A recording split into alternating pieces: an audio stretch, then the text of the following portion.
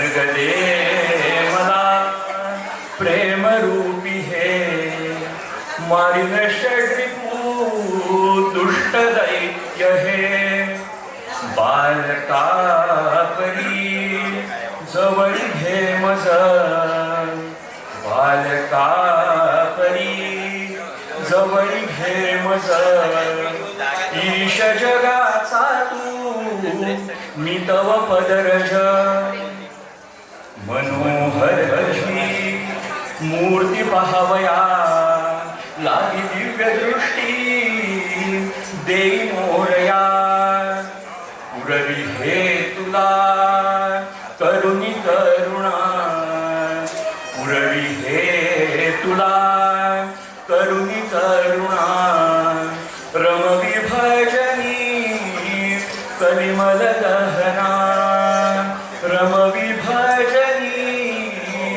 कलिमल दहना. सुस्वागतम सुस्वागतम सुस्वागतम. मंडळी नमस्कार. देवरुखे ब्राह्मण संघ डोंबिवलीच्या हिरक महोत्सवाच्या या सांगता समारंभात आपल्या सगळ्यांचं अगदी मनपूर्वक स्वागत.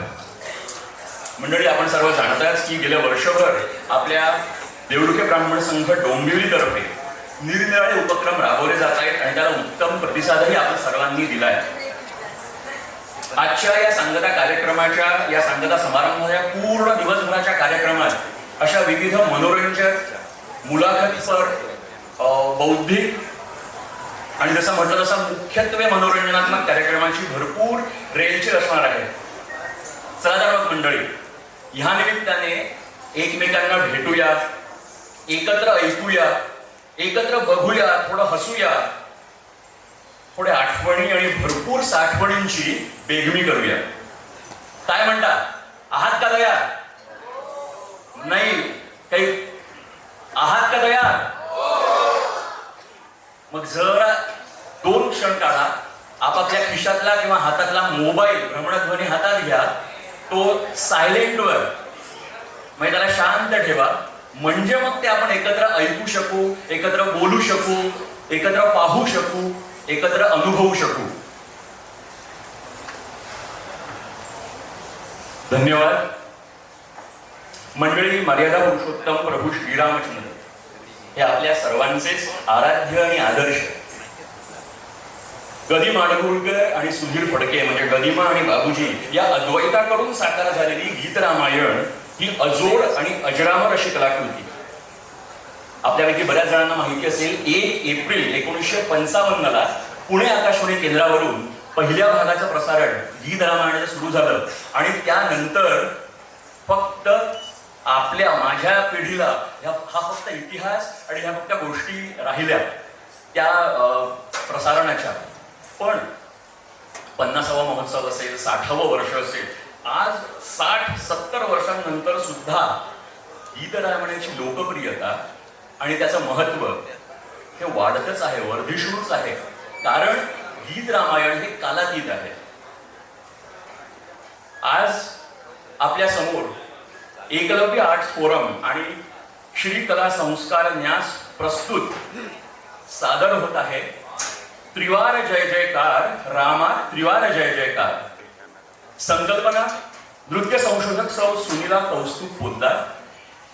सादर करते नृत्य संशोधक सौ सुनीला कौस्तुभ पोद्दार यांची एकलव्य आर्ट्स फोरम आणि नृत्यालंकार सौ सायली शिंदे यांचं नटश्री नृत्यालय. निवेदक आहेत श्री मयुरेश साने.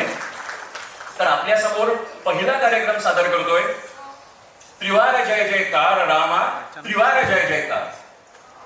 इतकी सुंदर आपली पंगत बसली. कारण कसं आहे की एक असतं की स्वादाची आपण मजा घेत असतो आणि कशी नादाची मजा घ्यायची असते. तर आज नादाची मजा घेतली, त्याच्याबरोबर नृत्य पण म्हणजे सजीव होणार आहे त्याच्यासमोर. सगळ्या रामाचे चरित्र गाताना लवकुशांनी कसं केलं असेल त्याप्रमाणे हे कुशल असे लवणारे नृत्य ते निपुण विद्यार्थी आहेत ते तुमच्या समोर ते सादर करणार आहेत.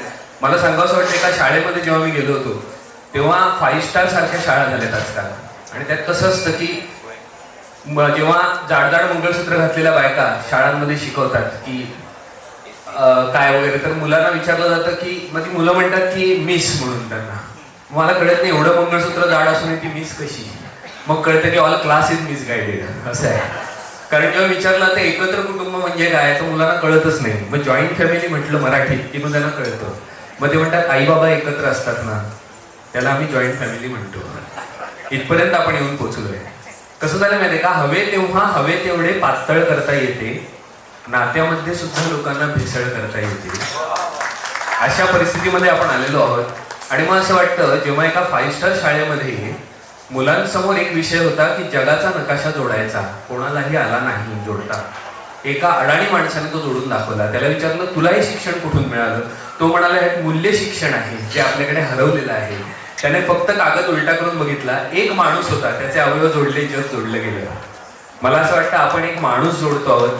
कारण आज 1 करोड रुपये मिळणं शक्य आहे, पण हीरक महोत्सव घडणं अशक्य आहे. कारण माणसं एकत्र येतच नाहीत ना. ज्ञानी माणसं आणि त्यात ब्राह्मण माणसं एकत्र येणं म्हणजे एका तराजूच्या पारड्यात बेडूक ठेवल्यावर तो उडी मारून जातो दुसरा येईपर्यंत असं आहे. कारण सगळेच ज्ञानी, सगळेच बहुश्रुत, कोणाला आणणार कोणाला सांगणार. तर मला असं वाटतं ही जी एकी आहे अशी अबाधित राहिली पाहिजे. कारण कुठूनही तरंगत येतं एक नातं आणि आपल्यातल्या कस्तुरीचा पत्ता देऊन जातं. तुमच्याबरोबर सुद्धा घडलंय का असं कधी? हीरक महोत्सव आहे म्हणून आता ही वाटचाल अमृत महोत्सवाकडे आहे. तुमच्याबरोबर सुद्धा असं घडलंय का हो कधी? आलाय का गंध काही उमळण्याच्याही आधी? कारण कुठूनही तरंगत येतच येतं एक नातं आणि आपल्यातल्या कस्तुरीचा पत्ता देऊन जातं. नाश्ता करणारे बरेच चेहरे मला इथे दिसतात, त्यामुळे जरा जोरदार टाळी हाणली तरी चालू शकतो. ही भावभावनांची भागीरथी आहे आणि माडगुळकरी सिद्धी आहे. अणिमा, लखिमा, प्रतिमा, प्राकाम्य, इशित्व, वशित्व, तशी अजून एक मिळालेली सिद्धी म्हणजे गदिमा असं म्हटलं जातं. म्हणजे शब्द हे जर भाव व्याकुळ असतील तर गदिमा हे गोकुळ आहे असं म्हणायला पाहिजे. कारण त्यांनी तो शब्द लिहिला की तो पती पावन होतो. जसं आज मी शापमुक्त झाले म्हणते तसं अहिल्य, तसा शब्द प्रत्येक पावन होऊन जातो. माडगुळकर नुसतं पेन घेऊन बसले की म्हणतात की जरा काय मी लेखणीला पाहिले, शब्द मागे पुढे वावरू लागले की माडगुळकर आता मला. म्हणजे मला माडगुळकरांच्या गीत रामायणातलं जाणवलेलं वैशिष्ट्य असं आहे की एकही शब्द तुम्ही रिप्लेस करू शकत नाही. म्हणजे चिरेबंदी वाडा कसा असतो किंवा गोटीबंद एखादी गोष्ट कशी असते की त्याला पर्यायच नाही. आणि म्हणून प्रत्यक्षाहून प्रतिमा उत्कट अशी गोष्ट ते देऊ शकतात. आपण मूळ विषयाकडे वळूया कारण वेळ कमी आहे. त्यामुळे कात्रीला ड्यू आहे माझं निवेदन, त्यामुळे मी स्क्रिप्टच आणलेला आहे. त्यामुळे अगदी थोडक्यामध्ये परंतु आपण आस्वाद घेऊया गीत रामायणाचा. तुम्हाला सांगतो आपल्या अत्यंत बिझी शेड्यूल मधून सुद्धा माडगुळकरांनी गीत रामायणाचं पहिलं गाणं लिहिलं. त्यावेळेला माणिक वर्मा पुण्याला टिळक रोडवर राहत असत. त्यांच्या घरी माडगुळकरांनीच लिहिलेल्या पारिजातक नावाच्या एका सांगीतिकेची रिहर्सल म्हणजे बाबूजी सुधीर फडके घेत होते. आता माडगुळकर तिथे गेले, ते औरंगजेबच, त्यांना त्यातलं काही कळायचं नाही. ते गीत रामायणातलं पहिलं गाणं वाचून दाखवू का असं म्हणाले. सगळ्यांना ते गाणं प्रचंड आवडलं. बाबूजी म्हणाले संध्याकाळी आकाशवाणीत जाऊ आणि चालच करून टाकू याची. 8चा सुमार झाला. बाबूजी आणि वादक स्टुडिओमध्ये आले.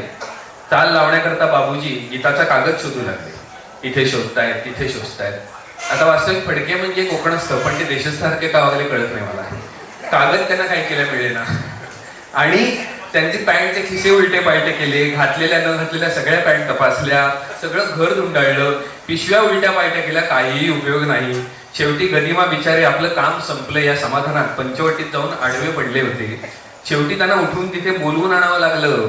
माडगुळकर तिथे आले आणि गाणं हरवलं हे कळल्यानंतर भयंकर संतापले. म्हणाले आता मी काय पुन्हा गाणं लिहिणार नाही. असं कुठं गाणं पुन्हा लिहून होतं का? मी चाललो आता झोपायला. परंतु या प्रकल्पाचे संयोजक सीताकांत लाड म्हणून होते आणि माडगुळकरांचे आणि बाबूजींचे एकदम घट्ट जिवलग मित्र होते. त्यांनी माडगुळकरांना सांगितलं अण्णा तुमचं मी काय ऐकणार नाही.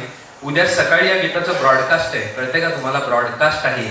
अख्खी दुनिया हे गीत रामायण ऐकणार आहे, तेव्हा तुम्हाला हे लिहून काढावंच लागेल. मित्रत्वाचा हक्क म्हणून मी एक गोष्ट करणार आहे.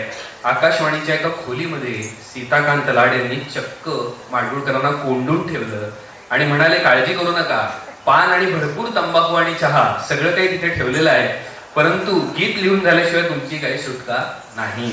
आणि खरोखरच रसिको, मित्रत्वाच्या नात्यानं सीताकांत लाड यांनी आकाशवाणीच्या एका खोलीत गदिमांना नेऊन बसवलं, चक्क कडी घातली आणि लाड यांनीच त्या लेखात लिहिलंय की 10 मिनिटातच त्यांच्या दारावर टकटक झाली, दार उघडलं, माडगुळकर बाहेर आले आणि रामायणाचं पहिलं गीत लाड साहेबांच्या हातामध्ये सुपूर्द केलं आणि हा माणूस जाऊन दाराडूर झोपून गेला.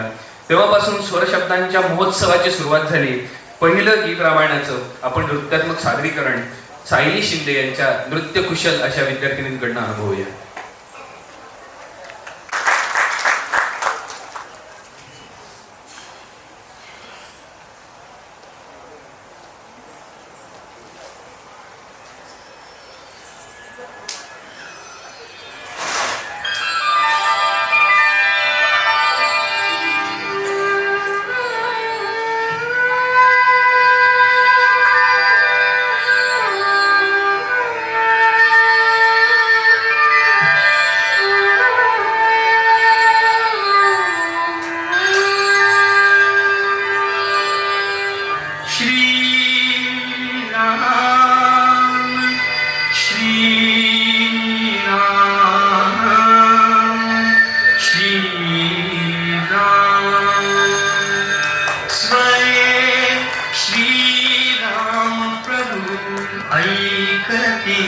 स्वये श्री राम प्रभु ऐकती कुशलव रामायण गाती. स्वये श्री राम प्रभु ऐकती स्वये श्री राम प्रभु ऐकती कुशलव रामायण गाती. कुशल रामायण गाती.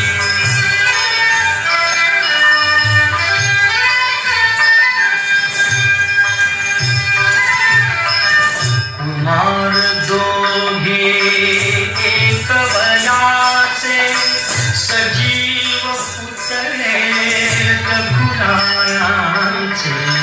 कुमार दोघे एक वयाचे सजीव पुतळे रघुरायांचे. पुत्र सांगती चरित पित्याचे. पुत्र सांगती चरित पित्याचे. ज्योतिने तेजाची आरती. ज्योतिने तेजाची आरती. कुशलव रामायण गाती. कुशलव रामायण गाती.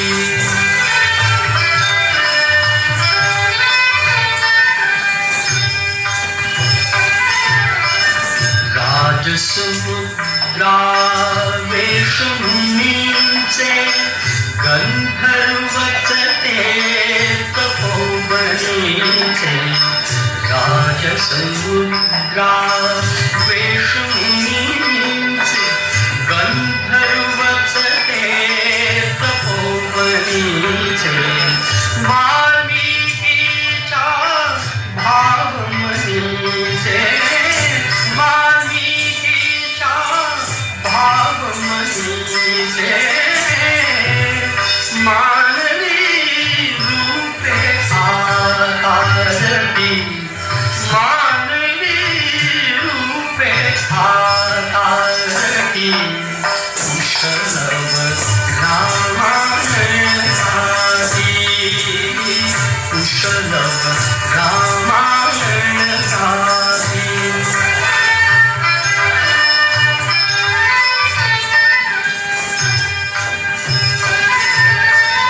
ते प्रतिभेच्या आम्रवनातील वसंत वैभव गाते कोकिल. ते प्रतिभेच्या आम्रवनातील वसंत वैभव गाते कोकिल. बालस्वरानी करुणी किलबिल. बालस्वरानी करुणी किलबिल.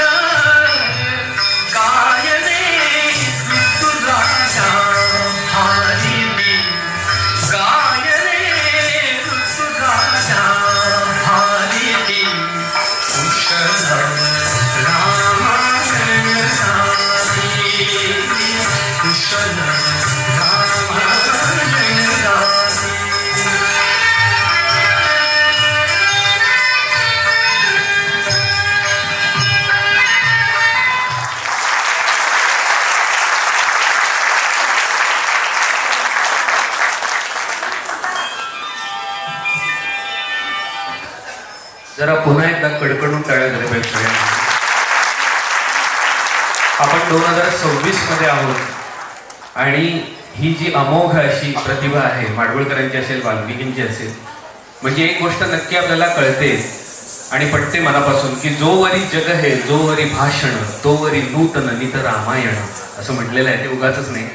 मी नृत्यालंकार सौभाग्यवती सायली सचिन शिंदे यांना इथे व्यासपीठावर बोलवतो. जोरदार टाळ्या एकदा गुरुसाठी, नृत्य गुरुसाठी. नृत्यालंकार सौभाग्यवती सायली सचिन शिंदे नटश्री नृत्यालयाच्या संस्थापिका आणि संचालिका आहेत. त्या गुरुवर्या नृत्यालंकार ज्योतिताई शिधे यांच्या ज्येष्ठ शिष्य आहेत. 1999 साली गुढीपाडव्याच्या मुहूर्तावर नटश्री नृत्यालयाची गुढी त्यांनी उभारली डोंबिवलीमध्ये आणि गेली 26 वर्ष त्या संस्थेतर्फे कथ्थकचा समृद्ध वसा आणि वारसा अजून समृद्ध करत आहेत. डोंबिवलीत त्यांनी एक चळवळ जणू काही ठेवलेली आहे. देवरुखे ब्राह्मण संघ हॉल डोंबिवली पूर्व, मराठा मंदिर हॉल डोंबिवली पश्चिम आणि इत्यादी इत्यादी त्यांच्या शाखा आहेत. ICCR कडून कथ्थक नृत्याचे प्रमाणपत्र, शिमला येथे ऑल इंडिया आर्टिस्ट असोसिएशन म्हणजे AIAA कडून सर्वोत्कृष्ट नृत्य दिग्दर्शन, आम्ही डोंबिवलीकर कडून आदर्श डोंबिवलीकर पुरस्कार यासारख्या अनेक पुरस्कारांनी सन्मानांकित त्या आहेत. भक्तिरस, समाज प्रबोधन, देशभक्तीपर आणि लोककला यावर आधारित अनेक नृत्य संरचनांमध्ये आणि कार्यक्रमांमध्ये त्या हिरहिरीने सहभाग दाखवतात. आणि एवढंच नाही की आपल्या शिष्यांना सुद्धा काहीही हातचं न राखता, म्हणजे गुरु कसा असतो तो शिष्य आपल्या पुढे गेला पाहिजे या तळमळीचा गुरु असतो. त्यापैकी एक नाव मला घ्यावंसं वाटतं. त्यानंतर आपण गाण्याच्या म्हणजे गीतरामायणाच्या दुसऱ्या गाण्याकडे वळूया. श्री रामचंद्रांच्या अश्वमेध यज्ञाच्या प्रसंगी कुशल अवानाच रामचरित्र गायन सुरू करायचं होतं. आपल्या प्राणाच्या सगळ्या शक्ती कर्णांच्या ठाई एकवटून श्रोतेजन ऐकतायत. सुवर्ण सिंहासनावर बसून प्रत्यक्ष प्रभू श्रीराम ऐकतायत आणि आपल्या प्रियजनांना सर्व सुखाने नाहू घालणाऱ्या महाराज दशरथाच्या घरी पाळणा का हलत नाही. हा केवढा दैव दुर्मिला. दशरथाच्या तिन्ही राण्या आणि अयोध्येचे प्रजाजन एकाच व्यथेने अत्यंत व्याकुळ आणि दुःखी. परंतु एक दिवस महाराज दशरथांना अंतःप्रेरणा झाली आणि त्या अंतःप्रेरणेनुसार त्यांनी यज्ञीय अश्व सोडला. एका संवत्सरानंतर तो यज्ञीय अश्व परत आला आणि महाराज दशरथांच्या आदेशानुसार ऋष्यशृंगांनी यज्ञ मांडला. एका शुभवेळी या यज्ञ ज्वाळेतून रक्तवर्ण महापुरुष प्रकट झाला आणि रक्तवर्ण महापुरुष म्हणजे साक्षात अग्निदेव होते. तो अग्निदेव आपल्या रणदुंदुभी सारख्या कणखर पण अतिशय मधुर अशा सादानी महाराज दशरथांना सांगू लागला, दशरथा घे हे पायसदान.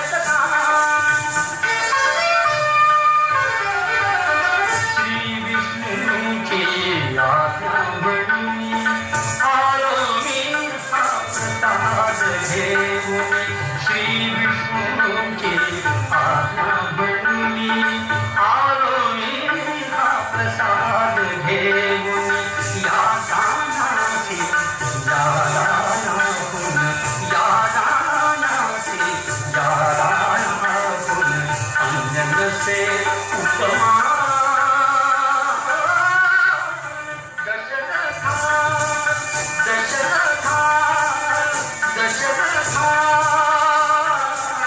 हे पायसदान पायसदान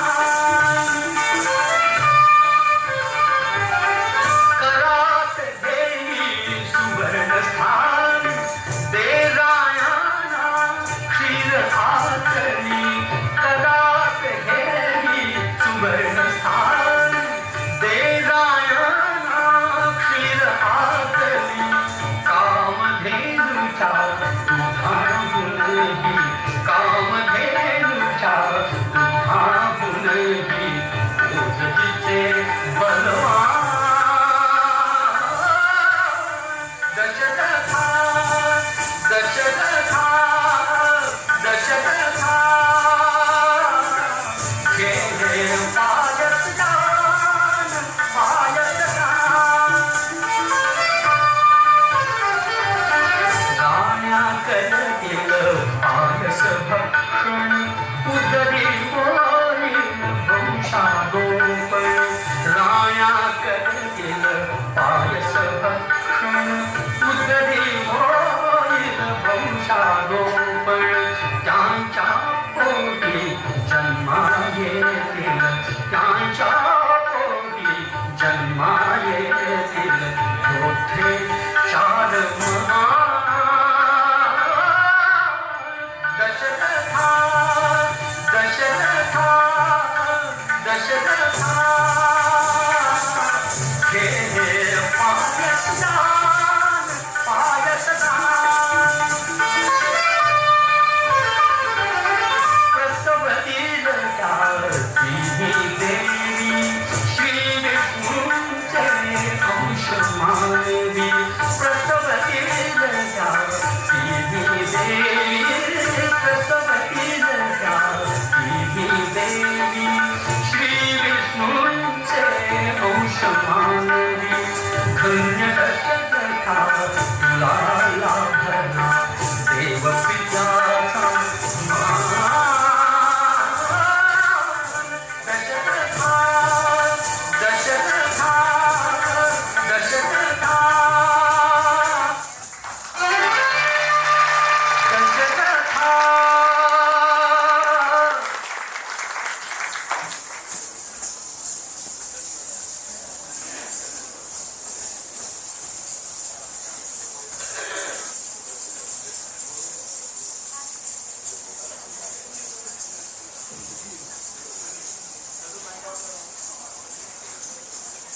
कृपा तुझ्यावर श्री विष्णू भगवान दशरथा घे हे पायसदान. मला वाटते प्रत्येक गाणं हे वातावरणाचं एक निवेदन असतं. म्हणजे गाण्यामधले शब्द होते प्रसन्न झाले कृपा तुझ्यावर श्री विष्णू भगवान आणि समोर साक्षात श्री विष्णू भगवान म्हणजे माधवराव आलेले आहेत. तर केशवा माधवा तुझ्या नामात तरी गोडवा नुसता नामातच नाही त्यांच्या कामात पण गोडवा आहे. त्यांचे व्याख्यानं पण ऐकण्यासारखी असतात आणि पाकीट हरवलेल्या माणसाला सल्ला नसतो द्यायचा, पगाराचं पाकीट द्यायचं असतं. तसं जेव्हा करोनामध्ये मनोरंजनाचं पाकीट जेव्हा आपल्याला कात्री लावली गेली होती तेव्हा खात्रीशीर दृष्ट्या तू कार्यक्रम कर तुला मदत मी करतो अशा म्हणणाऱ्या माधवापैकी हे आम्हाला धावून आलेलं हा माधव. तर माधवराव जोशी इंडियन जोरदार आहे. त्यांच्या साक्षीने हा पुढचा कार्यक्रम आपण अजून पुढे नेणार आहोत. यानंतरच्या गीताचा एक गमतीदार किस्सा आहे. आपल्यापैकी बहुतेकांना माहिती असेल की गदिमा आणि बाबूजी दोघेही आपापल्या परीने त्या काळामध्ये अत्यंत बिझी होते. परंतु ही माणसं ग्रेट का तर बिझी असून सुद्धा इझी असणं म्हणजे ग्रेटनेस असतो. जसं माधवराव सुद्धा प्रत्येक कार्यक्रम अटेंड करत असतात. आज मी विचारतो त्यांना भेटल्यानंतर की काय माधवराव आज किती कार्यक्रम आहेत. ते सांगतात की आज इकडे जायचंय तिकडे जायचंय आणि प्रत्येक ठिकाणी हजेरी लावतातच लावतात ते. आणि त्याच्यानंतर फेसबुकवर त्यांच्याकडनं व्यवस्थित रसाळ असं त्याचं एक अभिप्राय आलेला असतो, त्याचं अवलोकन आलेलं असतं आणि मग त्याच्यानंतर कळतं की आपण कार्यक्रमात गेलो नाही तर चालेल, माधवरावांची पोस्ट जरूर वाचली पाहिजे एकदा. तुम्हाला सांगतो याच्यानंतर बाबूजी अनेक गीतांना संगीत देण्यासाठी गडलेले असून सुद्धा वेळात वेळ काढून माडगुळकरांनी गीतासाठी बैठक मारायची असं ठरवलं. मुंबईहून पुण्याला आले आणि संध्याकाळच्या सुमाराला पंचवटी माडगुळकरांचं निवासस्थान आहे त्याच्या मागे एक सुंदर अशी तुळस आहे आणि तुळशी कट्टा असं त्यांनी नाव दिलेलं आहे त्याला. त्या तुळशी कट्ट्यावर त्यांनी बैठकीची व्यवस्था केलेली होती. तिथे बैठक मारून ते बसले.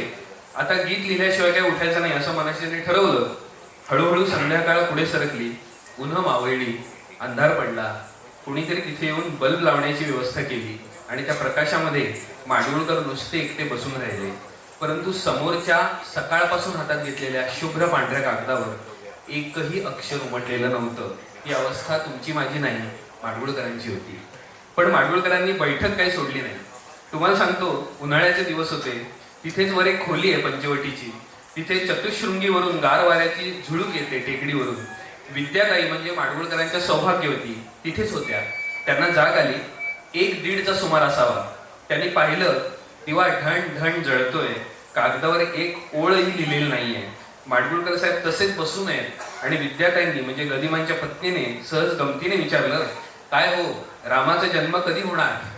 माडगुळकरांनी वर बघितलं आणि म्हणाले, अगं इथे साक्षात श्री रामप्रभू जन्माला येणार आहेत.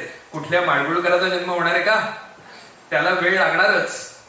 राण्या करतील पायसभक्षण उदरी होईल वंशारोपण. त्यांच्या पोटी जन्मा येतील योद्धे 4 महान. हे यज्ञ पुरुषाचं वचन खरं ठरलं आणि दशरथाच्या 3ही राण्या गर्भवती झाल्या. यथाकाली प्रसूत झाल्या. श्री राम, लक्ष्मण, भरत आणि शत्रुघ्न असे 4 तेजस्वी पुत्र जन्माला आले. प्रासादातील सुखाला सीमा राहिल्या नाहीत. नगरजनांचा आनंद तर नुसता ओसंडून वाहत होता. श्रीराम आणि भावंड रांगू लागली तरी अयोध्येतल्या स्त्रिया श्री राम जन्माचंच गीत गात होत्या. पुन्हा पुन्हा आळवून आळवून म्हणत होत्या, राम जन्मला जसं की राम जन्मला.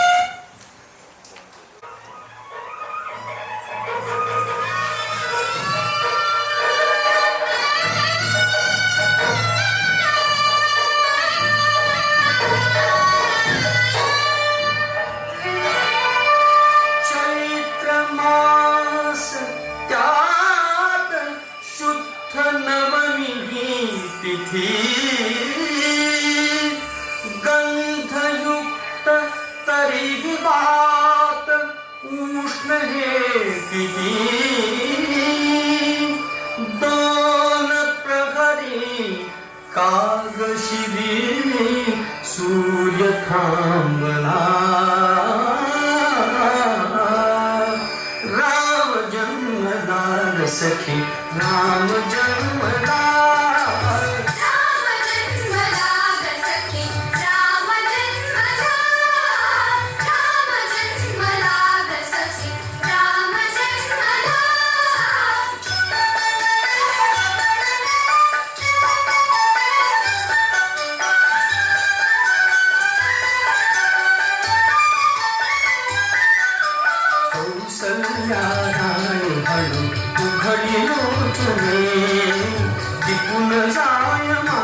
स्वतः पुत्र दर्शने. ओघळे आसु सुखे कंठ दाटला. ओघळे आसु सुखे कंठ दाटला.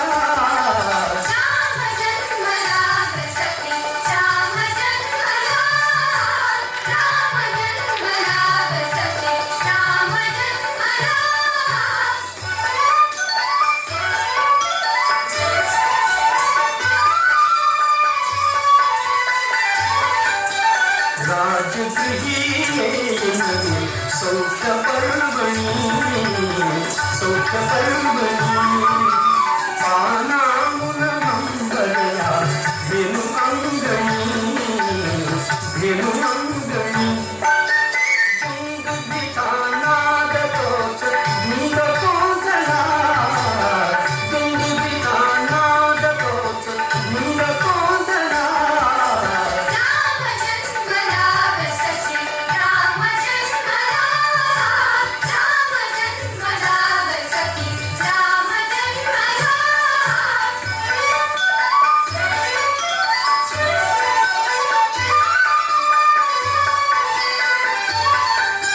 वार्ताही सुखद जनी पोचली जनी, पोचली जनी. गेहातून राजपती धावले तुम्ही, धावले तुम्ही. युवतीचा संघ एक गात चालला. युवतीचा संघ एक गात चालला. राम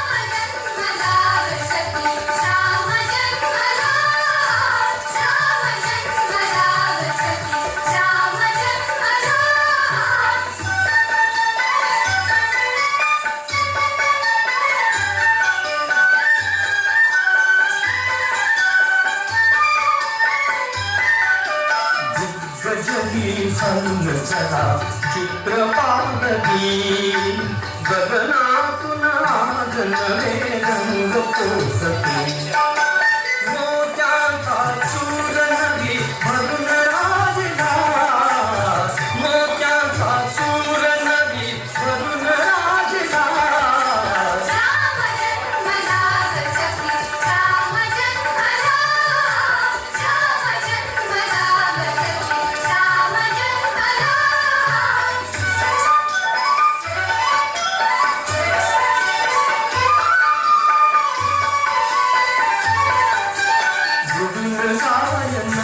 सर्व नृत्य सायनी सूररंग कालनाथ मग्न वेदिनी डोलत से ती जरा शेष डोलला डोलत से ती जरा शेष डोलला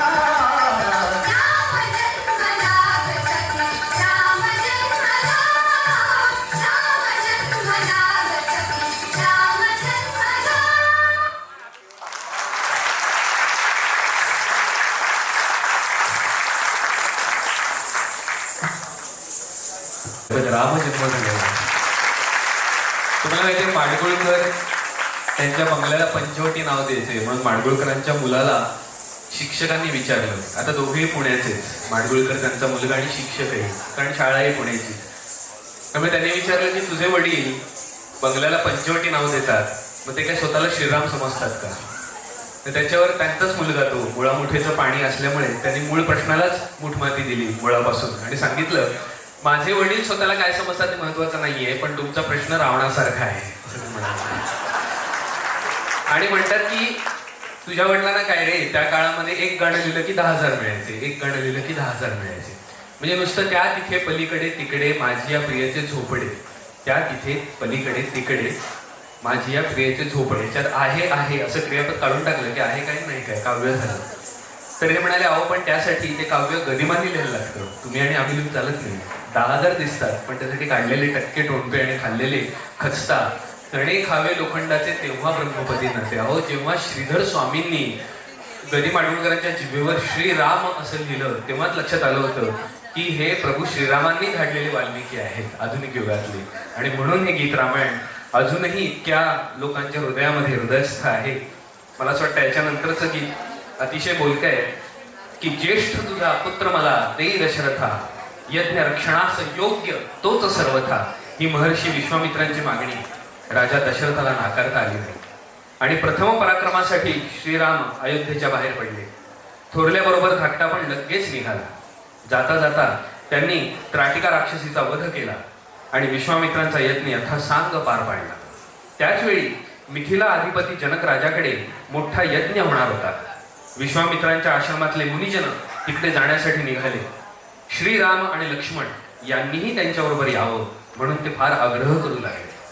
त्यांच्या आग्रहाला मान देऊन प्रथम पराक्रमासाठी बाहेर पडलेले प्रभू श्रीराम आणि लक्ष्मण आता मिथिलेकडे निघाले. जाता जाता विश्वामित्र त्यांना अनेक गोष्टी सांगत होते, ज्ञानदान करत होते. एक दिवस ते सगळे एका अतिशय ओसाड वैराण दिसणाऱ्या आश्रमाच्या परिसरात आले. श्रीरामाने विश्वामित्रांना विचारलं, मुनिवर हा आश्रम असा ओसाड का दिसतोय? दीर्घकाळ मनुष्य सहवास मिळाला नसावा अशी अवकाळा या आश्रमाला का बरं आली असावी? त्यावर विश्वामित्रांनी त्यांना अहिल्याची गोष्ट सांगितली आणि चरणस्पर्शाने तिचा उद्धार करण्याची प्रभू श्रीरामांना आज्ञा केली. श्रीरामांच्या चरणस्पर्शाने शिळा सदृश्य पडलेल्या अहिल्याच्या देहातून प्रकाश फाकला आणि मंजुळ स्वर उमटले, रामा चरण तुझे लागले, आज मी शापमुक्त झाले.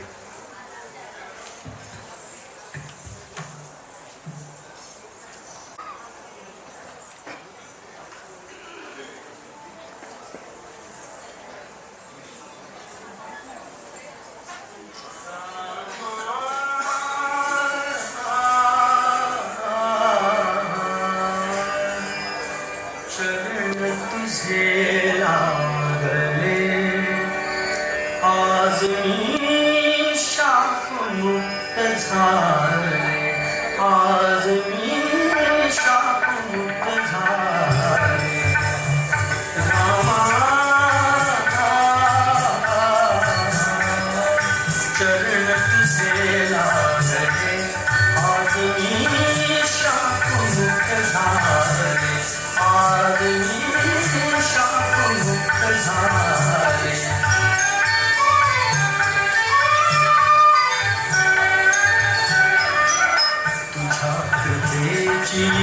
शिल्प सक्ती माझी मजले पुन्हा आकृती तुझ्या कृपेची शिल्प सक्ती माझी मजले पुन्हा आकृती मुक्त जागले श्वास चुंबिती पावलते पावले मुक्त जागले श्वास चुंबिती पावलते पावले आज मी शापमुक्त झाले आज मी शापमुक्त झाले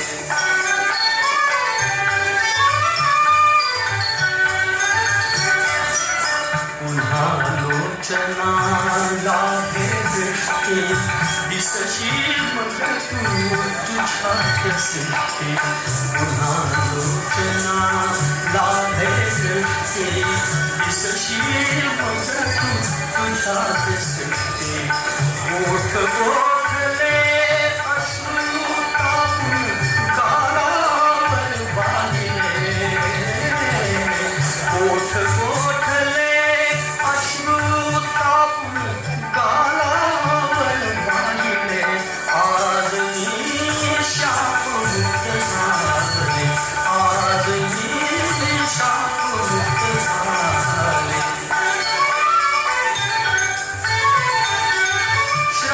श्रवणानाये पुनरपि शक्ती मना उमटली अमोल बुद्धी श्रवणानाये पुनरपि शक्ती मना उमटली अमोल बुद्धी उठ पहले असे कुणीसे उठ पहले असे कुणीसे करुणावच बोलले आज मी शापमुक्त झाले आज मी शापमुक्त झाले पुलकित झाले शरीर पूर्णे तुझ्या पदाचा स्पर्श जाणले पुलकित झाले शरीर पूर्णे तुझ्या पदाचा स्पर्श जाणले चरण धुळीचे कुंकुम माझ्या भाळासी लागले चरण धुळीचे कुंकुम माझ्या भाळासी लागले आज मी शापमुक्त झाले आज मी शापमुक्त झाले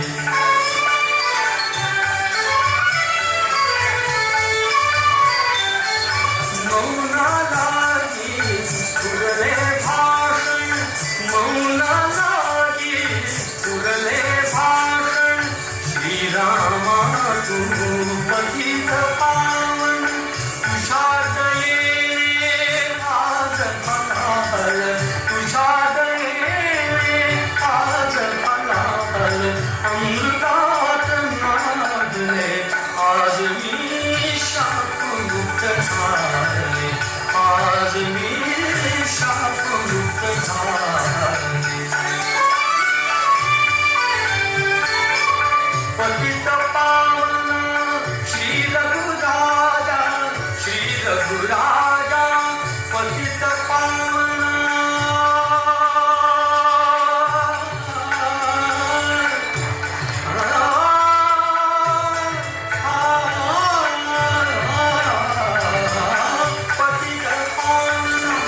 पतित पावन श्री रघुराजा श्री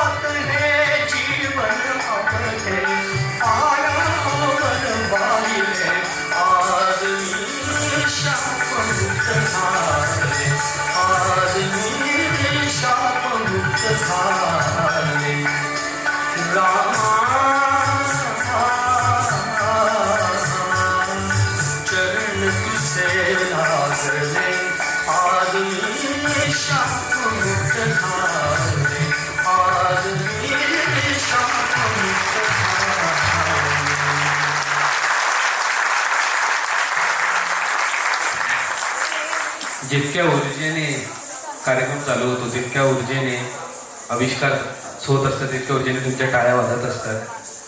पण तुम्हाला सांगावंच वाटतं की पता नहीं किसी रोज कुछ ऐसा करिश्मा क्यों नहीं होता. राजेश रेड्डी साहेबांचं शेर आहे.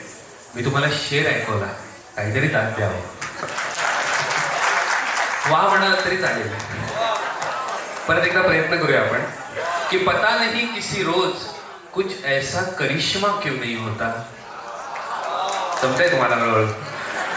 पता नहीं किसी रोज कुछ ऐसा करिश्मा क्यों नहीं होता. मैं रोज जाग तो जाता हूं साहब, जिंदा क्यों नहीं होता. विवेकानंद म्हणजे विवेक आणि आनंद, त्यांनी सांगितलं उत्तिष्ठत जागृत. आपण आधी जागे होतो आणि उठतच नाही कधी. जडावलेल्या पांघरुणामध्ये आपण अजून तसेच पडलेलो आहोत. मला असं वाटतं राम राम राम अवघेची म्हणती, न कोणी जाणती आत्मा राम. अरे राम तो कालचा सूत दशरथाचा, अनंत काळचा आत्मा राम. आणि रामासी हा राम ठावे जरी, शरण का जाता वसिष्ठासी. तुका म्हणे राम तुझा तुझ पाशी, विचारून घेशी गुरुमुखे. मला काही कमी नव्हते, मला काहीही कमी नाही, तरीही मी सुखी आहे अशी काही हमी नाही. त्याचं कारण आपलं धर्मशास्त्र, वेदशास्त्र, सगळे वेद वेदनांचे गाती पुरे हा प्रवास. आगा आनंदाचे गाणे कुठे पहाटेस, विश्व आत्मरूपी अवघे एकरूप झाले आणि परब्रह्म भेटीसाठी धरेवरी आले. सगळ्यांनी काय सांगितलं की तुम्हाला आणि आम्हाला सुखी करण्याचे सगळे मार्ग नवविधा भक्तीमध्ये लिहिलेले आहेत, पुराणात लिहिलेले आहेत, भागवतात लिहिलेले आहेत. परंतु तुम्हाला सुखी करता येऊ शकेल, पण दुसऱ्यापेक्षा सुखी नाही करता येणार. कारण जिथे कॉम्पिटिशन आली तिथे सगळं संपलं. आणि म्हणून मला असं वाटतं, कसा आहेस आयुष्य, बरा आहेस ना, बरा दिसतोस वरवर पण खरा आहेस ना, असं विचारण्यासाठी प्रत्येक वेळेला देव अवतार घेत असतो. श्रीरामांनी अहिल्याचा उद्धार केला आणि त्याच्यानंतर गौतमाश्रमात काही काळ विश्रांती घेतली. त्यानंतर त्या तिघांनी जनकाच्या मिथिला नगरीत प्रवेश केला. जनकाने त्या तिघांचं अतिशय आनंदाने उत्साहाने स्वागत केलं. माझ्याबरोबर आलेले 2 बटू महाप्रतापी महाराज दशरथांचे सुपुत्र आहेत असं विश्वामित्रांनी जनकाला अभिमानाने सांगितलं. आणि माझ्याबरोबर असलेले हे 2 राजपुत्र तुझ्याकडे असलेले महान शिवधनुष्य पाहण्यासाठी आलेले आहेत असंही विश्वामित्रांनी जनकाला सांगितलं. जनक यांनी अवश्य म्हटलं. आणि सहस्रावधी राजे पाहत असताना शेकडो मल्लांना करावी लागलेली प्रचंड शिवधनुष्य आणतानाची हमाली राज्यसभेमध्ये ते कसं बसं आणलं गेलं. रामाने ते धनुष्य उचलण्याची अनुज्ञा मागितली. जनकाने अवश्य असं म्हटलं. रामाने त्या धनुष्याला नम्रपणे प्रणाम केला आणि प्रत्यंच्या लावण्यासाठी महाबाहू श्रीराम धनुष्य वाकवू लागले. तेवढ्यात वीज कडाडल्यासारखा प्रचंड आवाज झाला आणि ते धनुष्य मधोमध भंग पावलं. हे लोक विलक्षण दृश्य पाहून सारेजण स्तिमित झाले. जनकांनी आपली पुत्री सीता या महावीराला देण्याचा निश्चय बोलून दाखवला. आपल्या भातृकन्या उर्मिला, मांडवी आणि श्रुतिकीर्ती यांचाही जनकाने श्रीरामांच्या भावंडांना लग्न योजल्याचं समोर सांगून टाकलं आणि अवर्णनीय असा विवाह सोहळा संपन्न झाला. प्रथम पराक्रमासाठी अयोध्येबाहेर पडलेले प्रभू श्रीराम आणि लक्ष्मण नववधूंसह अयोध्येला परत आले आणि ते जाऊन महिने लोटले तरी सुद्धा मिथिलेचे भाट आणि चारण सीता स्वयंवराचंच गीत गात आहेत. अंश विष्णूचा राम धरेची दुहिता ती सीता, गंधर्वांचे सूर लागले जय गीता गाता. आकाशाशी जडले ऐसे नाते धरणीचे, कारण स्वयंवर झाले सीतेचे.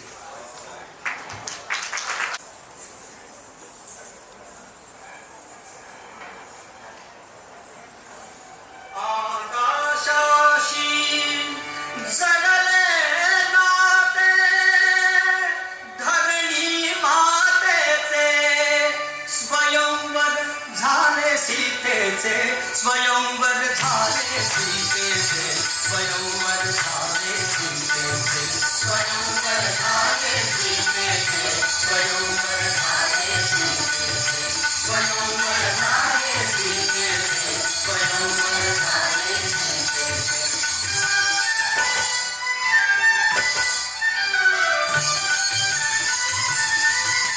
श्रीरामानी सहज उचलिले धनुशंकराचे, मूळ जावले जनकृपाचा हेतू अंतरीचे. श्रीरामानी सहज उचलिले धनुशंकराचे, मूळ जावले जनकृपाचा हेतू अंतरीचे उभे ठाकले फाग सावळे समोर दुहितेचे उभे ठाकले फाग सावळे समोर दुहितेचे स्वयंवर झाले सीतेचे स्वयंवर झाले सीतेचे स्वयंवर झाले सीतेचे स्वयंवर झाले सीतेचे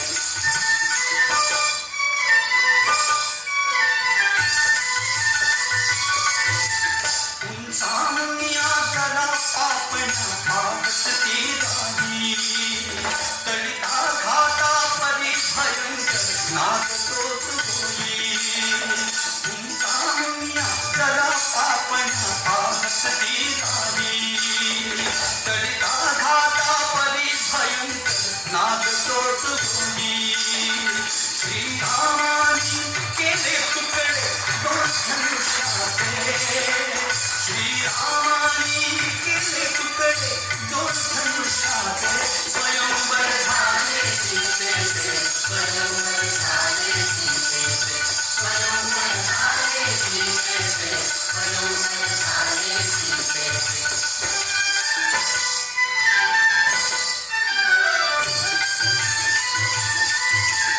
हात जोडून म्हणे नृपती तो विश्वामित्रासी आज जानकी अर्पियली दशरथ पुत्रासी हात जोडून म्हणे नृपती तो विश्वामित्रासी आज जानकी अर्पियली दशरथ पुत्रासी आनंदाने मिटले डोळे तृप्त मैथिलीचे आनंदाने मिटले डोळे तृप्त मैथिलीचे स्वयंवर झाले सीतेचे स्वयंवर झाले सीतेचे स्वयंवर झाले सीतेचे स्वयंवर झाले सीतेचे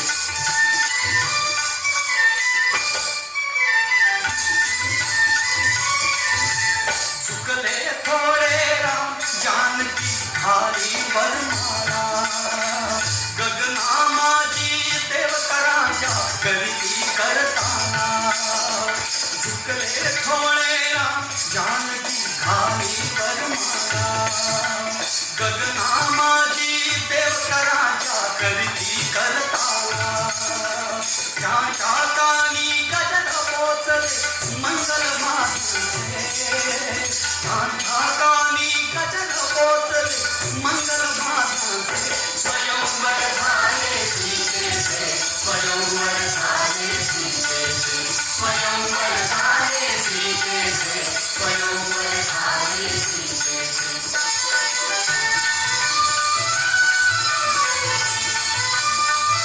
अंश विष्णू तारा अंश विष्णू तारा धरेची तुझिताची सीता अंश विष्णू तारा धरेची तुझिताची सीता गंधर्वाचे सूर लागले जय गीता गंधर्वाचे सूर लागले जय गीता आकाशाशी जळले नाते ऐसे धरणीचे आकाशाशी जळले ऐसे नाते धरणीचे स्वयंवर झाले सीतेचे स्वयंवर झाले सीतेचे स्वयंवर झाले सीतेचे स्वयंवर झाले सीतेचे स्वयंवर झाले सीतेचे स्वयंवर झाले सियावर रामचंद्र की सियावर रामचंद्र की सियावर रामचंद्र की आपल्याकडे कसं आहे ना की शर्माजी खूप खुश होते म्हणून शर्माजी इतने खुश क्यों ते म्हणाले वर्माजींना लॉटरी लागली आहे म्हणून तुम्ही खुश का त्यांना लॉटरी लागली म्हणून मी खुश नाहीये लॉटरी लागल्यामुळे ते खुश होते पण आता त्यांना तिकीट मिळत नाही म्हणून मी खुश आहे तुमच्या लक्षात आलं ना अशी माणसं असतातच त्यांना वेलची खाल्ली तरी विस्कीचा वास येतो म्हणजे वयाप्रमाणे नुसतं त्यांचं आंबट तोंड आणि लांबट चेहराच फक्त मोठा होत गेलेला आहे, अशी काही माणसं असतात. म्हणजे चांदणे आहे नभाशी, चंद्रमा आहे नभाशी, शांत शीतल चांदणे, आमच्या आहे कपाळी अमृतांजन लावणे. आता बाटली कुठे आहे? म्हणजे त्यांना जर आपण धबधबा दाखवला तर म्हणतात किती पाणी वेस्ट चाललंय. अरे सौंदर्यदृष्टी कुठे आहे तुझी? निसर्ग बघायला गेलं तर म्हणतात झाडच मध्ये येते. अशी म्हणणारी माणसं आहेत ती. अशा माणसांना काय करावं? आणि अशी माणसं सार्वकालिक असतात. देव अवतार घेतात पण अशी माणसं सार्वकालिक असतात. तशीच माणसं मंथरा नावाने तिकडे होती गीत रामायणात. काय पात्र घातले मंथरा, काय बात आहे. श्रीरामांना राज्याभिषेक होणार हे जसं तिला कळलं मंथरेला, कुबजेला, तसं त्याच्या डोक्यामध्ये लख्ख प्रकाश पडला, अंतरंगामध्ये एक आग भडकली. मधाचं पोळं दृष्टीस पडल्याबरोबर ते हस्तगत कसं होईल असा विचार एखाद्या भिल्लिणीला कसा पडतो तसं मंथरेचं झालं. मंथरा कैकेयीला सांगू लागली आणि कैकेयी ऐकू लागली. वास्तविकतेत तुला अगं कळायला हवं की भरत अयोध्येत नसताना, आपल्या आजोळी गेला असताना दशरथ श्रीरामांना राज्याभिषेक करूच कसा शकतात? यात काहीतरी काळं नाही, सगळीच डाळ काळी आहे. वास्तविक हे राज्य तुझ्या भरताला मिळालं पाहिजे अगं, आणि राम इथून टळला पाहिजे, पार वनवासाला गेला पाहिजे. प्रथम कैकेयीला मंथरेचं हे भयंकर बोलणं अजिबात पटलं नव्हतं. पण अखेरीस त्या विचारांच्या आहारी जाऊन जाऊन ती महाराज दशरथांपाशी गेली आणि तिने 2 वरांचं हत्यारूप बसलं.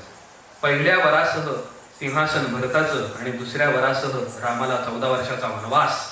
महाराज दशरथांवर हा प्राणांतिक वार झाला. ते म्हणाले, अगं काही राज्य तुझ्या भरताला पाहिजे असेल तर मी द्यायला तयार आहे, पण माझ्या रामाला माझ्यापासून दूर नको गं पाठवूस.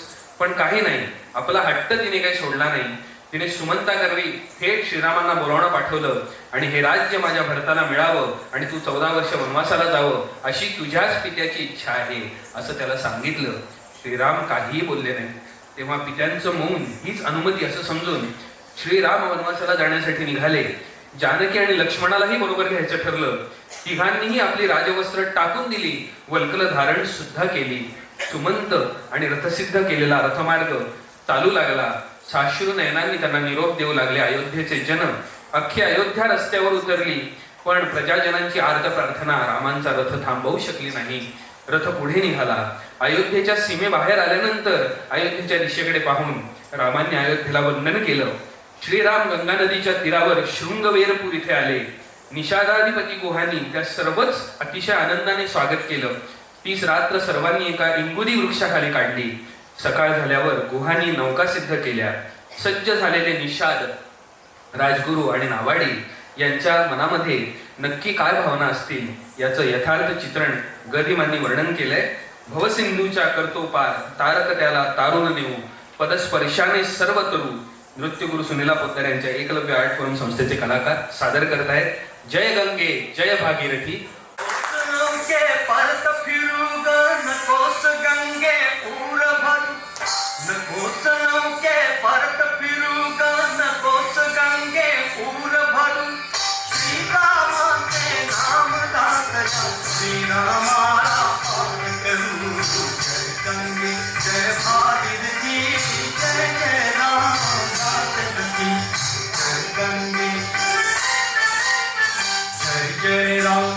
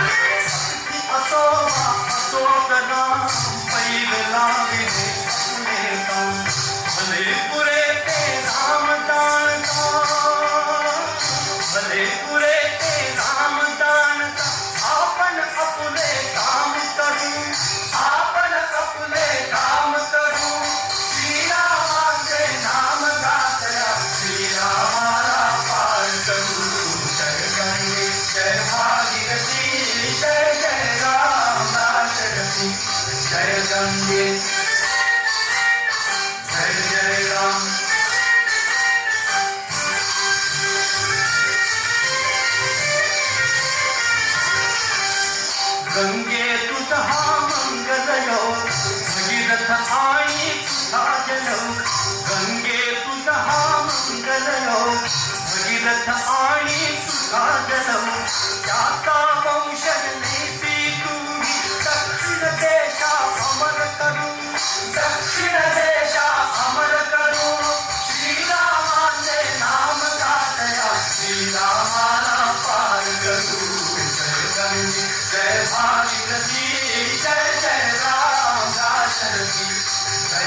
गंगे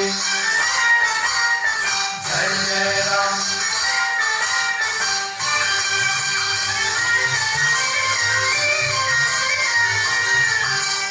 पावन गंगा पावन नाम श्री रामाचे पावन नाम पावन गंगा पावन नाम श्री रामाचे पावन नाम दोषनाशी प्रभात नाविक आम्ही नित्य स्मरू नाविक आम्ही नित्य स्मरू श्रीरामाचे नाम गातया श्रीरामाला पार करू जय गंगे जय भागीरथी जय जय राम दाशरथी जय गंगे जय जय राम जय गंगे जय भागीरथी जय जय राम दाशरथी जय गंगे जय भागीरथी जय जय राम दाशरथी जय गंगे जय भागीरथी जय जय राम दाशरथी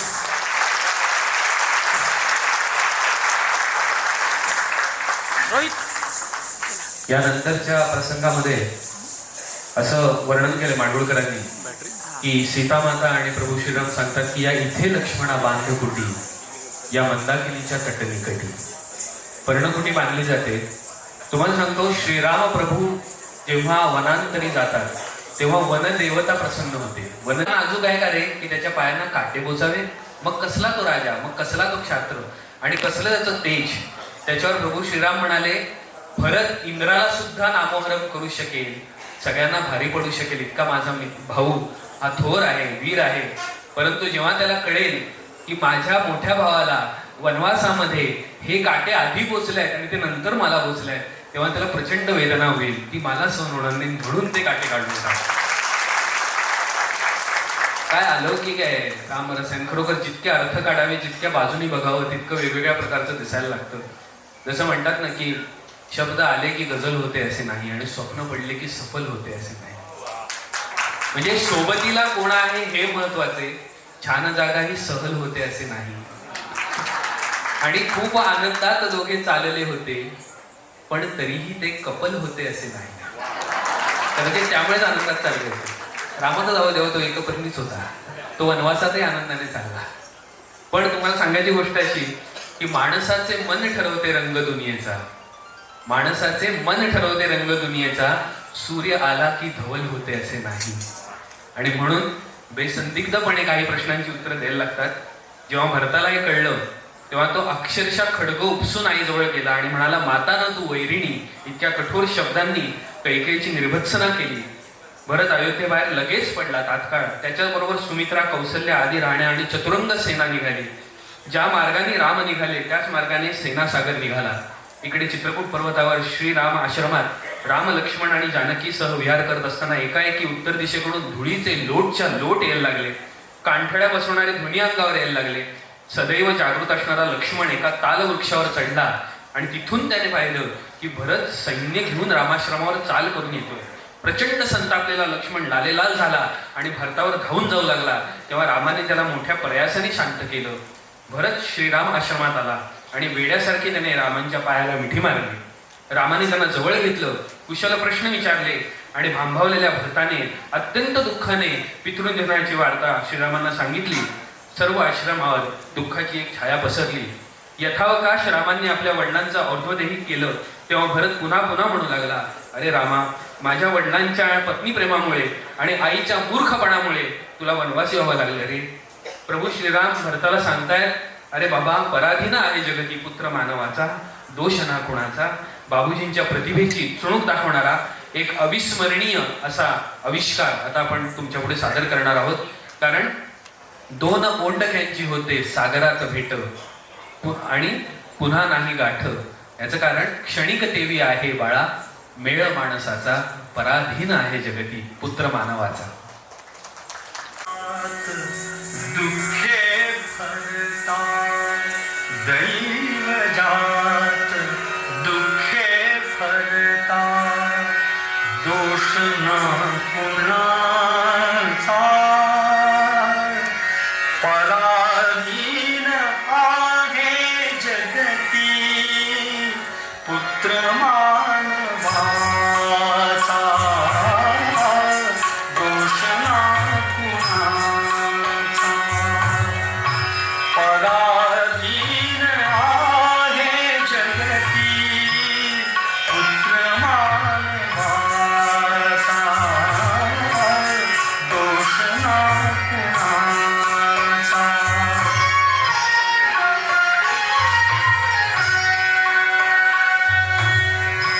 अंत उन्नतीचा पतनी होईला जगात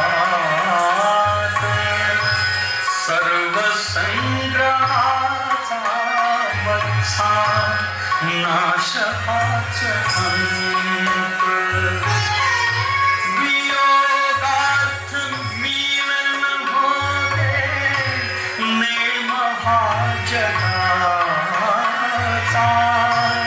पराधीन आहे जगती पुत्र मानवाचा दोष ना कुणाचा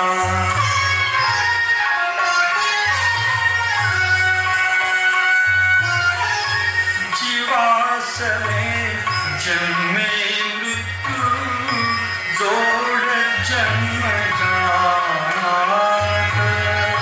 दिसे भासते ते सारे विश्वनाशिवंत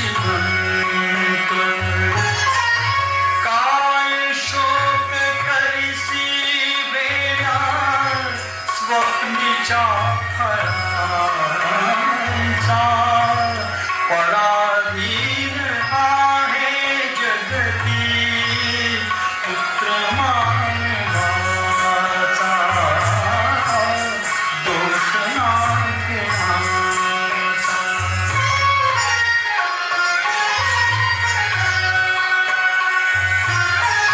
संपदा विनाही वर्षे दशोत्तरीच्या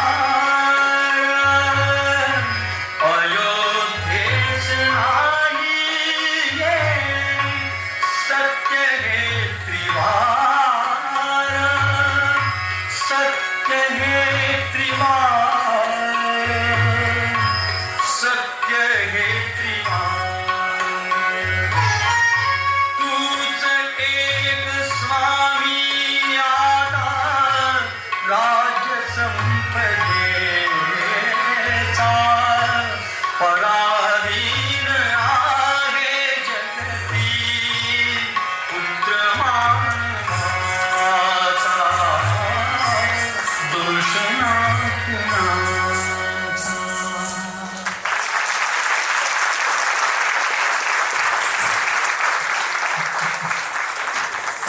मी आपल्या समोर कथ्थक रिसर्च स्कॉलर सौभाग्यवती सुनीला कौस्तुभ पोतदार यांना एक येण्याची विनंती करतो. सुनीला ताई व्यासपीठावर घे. जोरदार टाळ्या. कथ्थक गुरु नृत्यांगना. गुरु कशाला म्हणतात तर तो दुसऱ्याच्या लघुत्वाची जाणीव करून देतो आणि त्याला गुरुत्वाकडे घेऊन चालतो, त्याला गुरु म्हणतात. आई कधी असं सांगत नाही आता पाय 45 अंशात कर, आता सरळ उभा राहा 90 अंश आणि चालायला सुरुवात कर. आई फक्त हात हातात घेते आणि म्हणते चाली चाली चाली चाली आणि मूल चालायला लागतं. कारण ज्ञान म्हणजे लोणच्याची भरणी नाही, ज्ञान म्हणजे जाणीव. ती आपल्यात असतेच, कळीचं फूल होणारच असतं. फक्त योग्य तो प्रकाशमान करणारा एक तेजाचा कवडसा हवा असतो, किरण हवा असतो.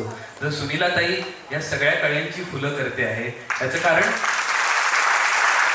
आणि मला तिच्याकडे शिकणाऱ्या मुलींचं वैशिष्ट्य काय वाटतं की अत्तराच्या वाढत्या स्पर्धेत टिकले पाहिजे पण मोगऱ्याने मोगरे पण जपले पाहिजे रियालिटी शो मध्ये. म्हणून कसं आहे ना, ज्ञानेश्वर माऊलींनी मोगराच का निवडला, गुलाब नसता का निवडता आला, निशिगंध पण निवडता आला असता. किती छान बोलतो तो. पण ज्ञानेश्वर माऊलींनी मोगरा म्हटल्याचं कारण मोगऱ्याचा परिमळ असतो आणि बाकीच्यांचा दरवळ असतो. परिमळामध्ये अहंकार नसतो. परिमळात असं अपेक्षा नसते की मला ऐका, मला माझा सुवास घ्या, असं नसतं. तो अवचिता परिमळू झुळकला आळू माळू असं त्याने म्हटलेलं. तो अवचित असतो आणि तो झुळकलेला असतो, तो लावलेला नसतो, तो असा येतो, सहज येतो. मला असं वाटतं नृत्य कसं असावं तर शब्दांच्या चिमटीत अर्थाचा निखारा, भंगाराच्या भावात श्वासांचा घसारा, कागदाच्या कटोऱ्यात जगण्याचा पसारा आणि माणसाच्या आयुष्याला कवितेचा पारा, आणि कवितेच्या नावेला नसतो किनारा. ती नाव वल्लत असते ती आपल्या जाणीवांनी, संवेदनांनी, आणि त्या संवेदना चित्रमय होतात जेव्हा तो कुंचला सुनीला ताईच्या हातात असतो. तेव्हा ते शब्द आपल्या समोर साक्षात नर्तन करत असतात. सुनीला ताई तिच्याबद्दल मला बरंच काही सांगायचंय, पण ती आता वेळ नाही, तेव्हा नंतर पुढच्या गाण्याला सांगतो मी. जोरदार एकदा कडकडून टाळ्या ताईसाठी. इतकं कौतुक झालं आहे त्यातलं. आपल्याला शेवटी घेऊया आपण, जेव्हा खरंच सगळे कलाकार असतील, कारण हे यश माझ्या एकटीचं नसतं. गदिमा बाबूजी यांनी जे अजरामर केलंय त्यांना हे सगळं क्रेडिट आहे. फक्त कुठेतरी माझ्या वडिलांचा आशीर्वाद आहे, म्हणून गीत रामायणावरती माझं अतोनात प्रेम आहे. कथक नृत्य संस्था, नटश्री नृत्यालय आणि एकलव्य या दोघांचा हा जवळपास ध्यास आहे की जिथे जिथे संधी मिळेल तिथे तिथे त्रिवार जय जयकार रामाचे प्रयोग करायचे. आणि त्याला तुम्ही देवरुखे ब्राह्मण संघ डोंबिवली यांनी हिरक महोत्सवात स्थान देऊन आमच्या या ध्यासाला एक वेगळी वाट निर्माण करून दिली. आज त्रिवार जय जयकारचा 8वा प्रयोग आहे. आता 9वा हा खूप महत्त्वाचा प्रयोग असतो. पाहूया आता श्रीराम आपल्याला कुठे संधी देत आहेत. तर मी ह्या सगळ्या देवरुखे ब्राह्मण संघाचे आधी आभार मानते. मयुरेश, तुझ्या या शब्दांची धनी मी नसून या सगळ्या प्रत्येक कलाकार आणि त्यांचा पालक आहे, जे सकाळी 7 वाजता ह्या सगळ्या सेट सकट जिथे मी सांगेन तिथे रेडी असतात. आणि तुमच्यासारखे अगदी रसिक प्रेक्षक जे पराधीनसाठी सुद्धा तितकेच डोळे पाणावतात आणि गा बाळांनो नंतर तितकेच भक्तिमय होऊन घरी जाऊन दुसऱ्या एका प्रयोगाची वाट बघत असतात. त्यामुळे समस्त डोंबिवलीकरांना एकलव्य आणि नटश्रीचा हा मानाचा मुजरा. धन्यवाद.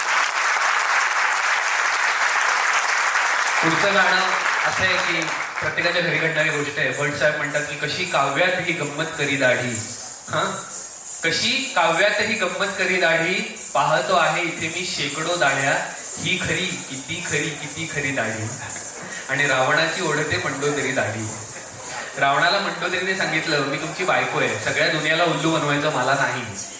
मला खरं सांगायचं, तुम्ही रामाचा वेश का घेतला नाही? तुम्ही मायावींचे मायावी. मारीचालाही त्याला कला तुम्ही हासिल करून दिली, त्याला वरदान दिलं. शंकराचा हिमालय तुम्ही डळमळीत करून टाकला.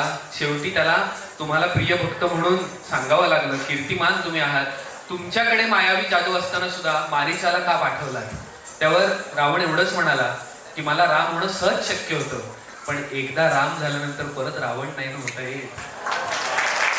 कारण प्रेम गली अति साकडी, तामे दोन समाये, जब हम थे तब राम नाही, जब राम है तब हम नाही. असं त्यामुळे राम होणं हा बदल नाहीये, ते रूपांतर आहे, रासायनिक अभिक्रिया आहे, म्हणजे परत फिरून येणं नाही.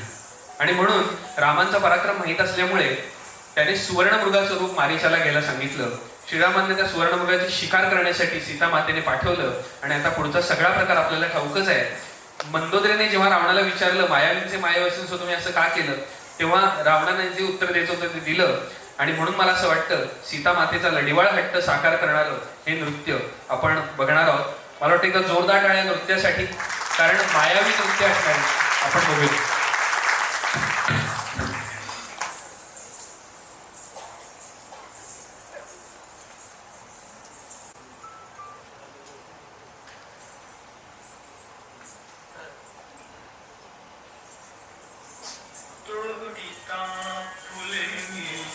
सहज पाहिला दाता, तोडिता फुले मी सहज पाहिला दाता, मज आणून दातो हरिण अयोध्या, मज आणून दातो हरिण अयोध्या.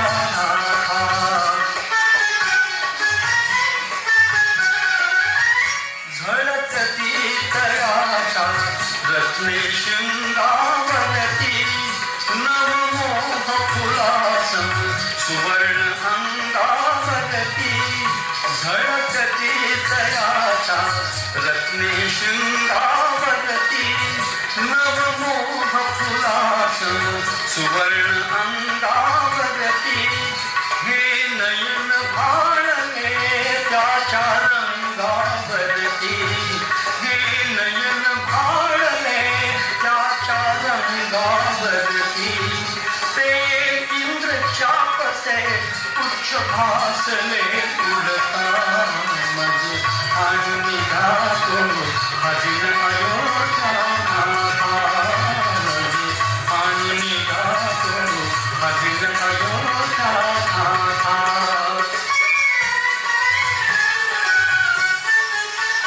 तो येऊन गेला अनेक राया दारी दिसतात उमटली पदचिन्हे सोनेरी तो येऊन गेला अनेक राया दारी दिसतात उमटली पदचिन्हे सोनेरी घाशिले शिंगया रंभा संभागदी घाशिले शिंगया रंभा संभागदी तो दिसे सुगर्णी बघा देवला कांता मज आणि जातो हरिण अयोध्या नाता आणि जातो हरिण अयोध्या नाता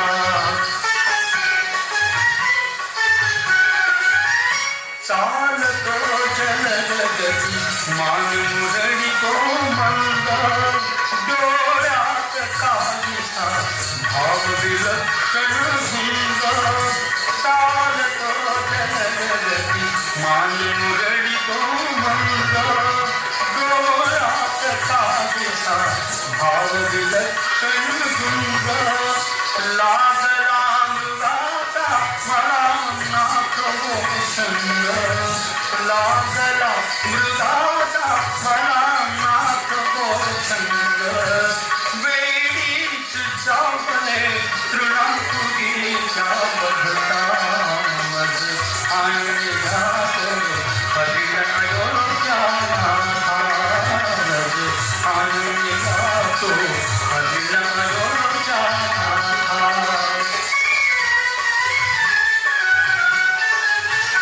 किती किती मृगाचे लक्ष्मी त्यागणू त्या मृगास धरणे अशक्य कैसे म्हणू किती किती मृगाचे लक्ष्मी त्यागणू त्या मृगास धरणे अशक्य कैसे म्हणू मजसाठी मोडिले आपण शांत दर्शनू मजसाठी मोडिले आपण शांत दर्शनू जातरा कराला पृथ्वी बांधिते भाता मज आणि यातो हरिण अयोध्या नाता आणि यातो हरिण अयोध्या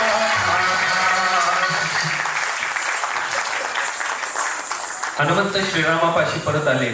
आपली ओळख पटावी म्हणून हनुमंतापाशी सीतेने एक मणी दिला होता आणि मणी श्रीरामाने अचूक ओळखला आणि प्रेमाने त्यांनी हनुमंताला आलिंगन दिलं. आता राम सुग्रीवांची बलाढ्य सेना दक्षिण समुद्राची वाट चालू लागली. राम दक्षिण समुद्राच्या तीरावर आले आणि आता समुद्र उल्लंघावा कसा असा प्रश्न त्यांच्या समोर पडला. 3 दिवसांपर्यंत श्रीरामांनी सागराची प्रार्थना केली पण सागर काही प्रसन्न व्हायचं चिन्ह दिसेना. शेवटी श्रीरामांनी संतापून सागरावर शस्त्र उपसलं. राम बाणाच्या भयानं सागर साक्षात प्रकट झाला आणि रामाला म्हणाला, अरे प्रभू रामा, तुझ्या सैन्यामध्ये नळ नामक वानर आहे. तो साक्षात विश्वकर्म्याचा पुत्र आहे. त्याच्या हातून सेतू बांधा आणि माझ्या छातीवर तुम्ही आनंदाने धारण करीन. रामाने नळाला तात्काळ आज्ञा केली आणि नळाच्या कुशलतेने आज्ञेसरशी वानर सागरावर सेतू बांधू लागले. सेतू बांधता बांधता गाऊ लागले, सेतू बांधा रे सागरी, सेतू बांधा रे सागरी. सियावर रामचंद्र की सेतू बांधा रे, सेतू बांधा रे, सेतू बांधा रे, सेतू बांधा रे सागरी, सेतू बांधा रे सागरी, सेतू बांधा रे सागरी. सियावर रामचंद्र की जय. सेतू बांधा रे, सेतू बांधा रे, सेतू बांधा रे सागरी, सेतू बांधा रे सागरी, सेतू बांधा रे सागरी. सियावर रामचंद्र की जय.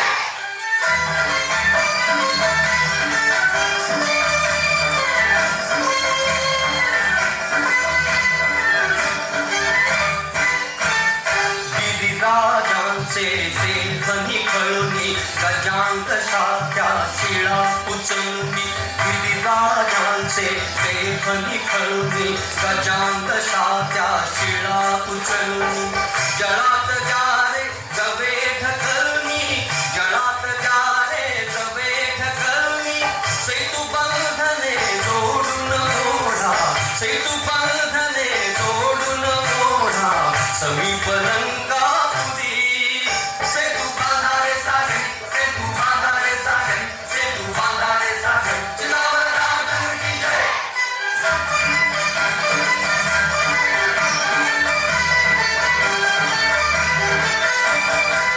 भेटा झाळे भेटा डोंगर पृथ्वी झेलिल ज्ञान सागर भेटा झाळे भेटा डोंगर पृथ्वी झेलिल ज्ञान सागर ओढा पृथ्वी पैलक टावर ओढा पृथ्वी पैलक टावर बडवानी तो धरील माझी बडवानी तो धरील माझी सेतू शेषापदी सेतू बांधारे सागरी सेतू बांधारे सागरी सेतू बांधारे सागरी चिदावर रामचंद्र की जय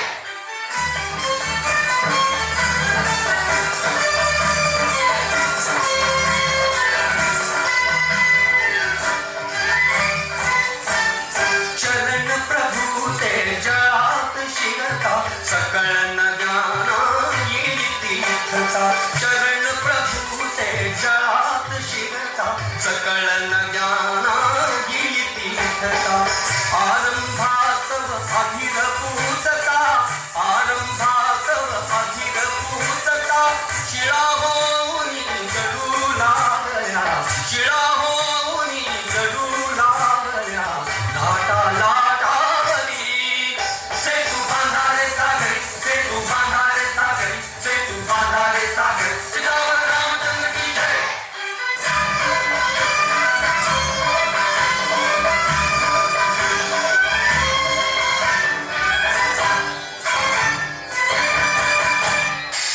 गर्दा गर्दा हे वानर रघुपती राघव पतित पावन रघुपती राघव पतित पावन रघुपती राघव पतित पावन गर्दा गर्दा हे वानर रघुपती राघव पतित पावन जय लंकारी जानकी जीवन जय लंकारी जानकी जीवन युद्धा आधी झडू लागूया युद्धा आधी झडू लागूया भूतीच्या भेदी सेतू बांधारे सागरी सेतू बांधारे सागरी सेतू बांधारे सागरी चिदावर रामचंद्र की जय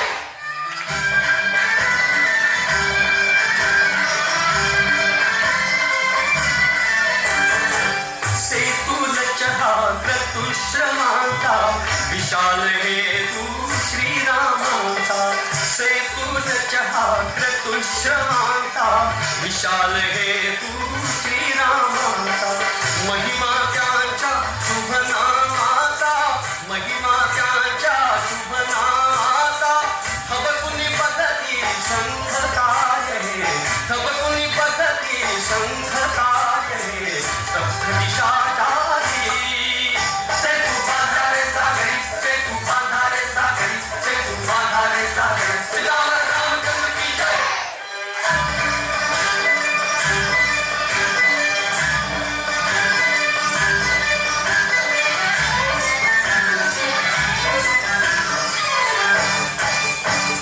धुक्कादुनी पिटबाडंका हो हो हो हो हो विजयी राघव हरली लंका हो हो हो भुक्कारुनी पिटबाडंका विजयी राघव हरली लंका मुक्त मैथिली कशास शंका मुक्त मैथिली कशास शंका सेतू रूप हा रोतत शिरला सेतू रूप हा रोतत शिरला दुबळ्या अंधारी सेतू बांधारे सागरी सेतू बांधारे सागरी सेतू बांधारे सागरी चिदावर रामचंद्र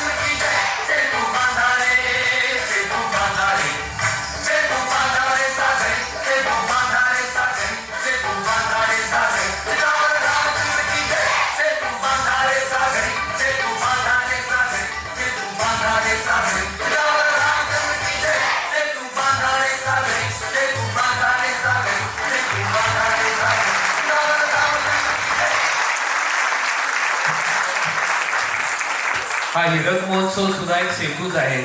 कारण माणूस द्यावा, माणूस घ्यावा, माणूस माणसाकडे एकदा करावा आणि माणुसकीच्या लाटेला माणुसकीचा किनारा मिळावा, म्हणून हा हीरक महोत्सव आहे. त्यामुळे दुबळ्या अंधारामध्ये शिरलेला हा एक सहहेतुक सेतू आहे की माणुसकी जपली पाहिजे. कारण आजकाल कसं झालंय, सिमेंट कॉन्क्रीटचे झालो होत ना आपण. त्यामुळे माझ्या कलिगेला घेऊन खालती चहा प्यायला गेलो होतो, तेव्हा हा रस्ता वाहत होता, ही गर्दी नुसती, आरडाओरडा आणि एवढं ट्रॅफिक होतं, माइंड ट्रॅफिक सुद्धा, की मी तिला शेवटी व्हॉट्सअप केलं की तुझा पाय माझ्या पायावर आहे. तो तिने जेव्हा बघितलं तेव्हा तिने पाय काढला. म्हणजे इंद्रिय झालं, आपलं रक्त पिणारं यंत्र आहे ना, ते आपलं इंद्रिय झालेलं आहे. असो, यथावकाश सेतू बांधला गेला, रावणाचं जे व्हायचं होतं ते झालं. शेवटी सुरांचा असुरावर विजय झाला, सत्याचा असत्यावर विजय झाला. श्रीरामाचं लंकेतलं कार्य संपलं, अयोध्येचे वेध लागले. विभीषणाला म्हणाले, मोठ्या माणसांचं कसं असतं माहिती का, म्हणून त्यांची चरित्र असतात आणि आपली जीवनं असतात, असं म्हटलेलं आहे. सार्वभौम राजा कसा असतो, तर त्याने जिंकलं आणि ते आपल्याकडे नाही ठेवलं, त्याने ते सहजपण विभीषणाला देऊन टाकलं. वास्तविक त्याला तिथेही राज्य करता आलं असतं. आजकाल ट्रम्प नाही का, सगळीकडे साम्राज्यवाद कोकाळला नुसता, हा देश पाहिजे, तो देश पाहिजे. ही छोटी माणसं असतात फार, ही काही काळ जगतात आणि निघून जातात, गायब होतात. परंतु श्रीराम यांचं चरित्र हे साहित्य नाही, ते वाङ्मय आहे. याचं कारण ते पिढ्यानपिढ्या जोडत आलेलं आहे, ते आकाशासारखं आहे. कारण साहित्याला ज्ञानपीठ मिळतं, वाङ्मयाला कुठचंही पीठ लागत नाही. ते आपल्या शक्तिपीठांपैकी झालेलं असतं, 3.5 शक्तिपीठांपैकी. आणि म्हणून विभीषणाला ते म्हणाले, विभीषणा कल्पांतापर्यंत सुख उपभोग आणि लंकेचा राजा हो, मनात नित्य माझं स्मरण करत चल, संतांना लाभणारं निजधाम तुलाही प्राप्त होईल. विभीषणाने पुष्पक विमान सिद्ध केलं. पुष्पक विमानात एक उंच आणि मनोहर असं सिंहासन तयार केलं. राम जानकी लक्ष्मणासह पुष्पक विमानात विराजमान झाले. एक दिवस ते विमान अयोध्येच्या परिसरात जाऊन उतरलं. याच दिवशी प्रभू रामांची वनवासाची 14 वर्ष पूर्ण झाली आणि सगळे भाटचरण गात होते, त्रिवार जय जयकार रामा, त्रिवार जय जयकार.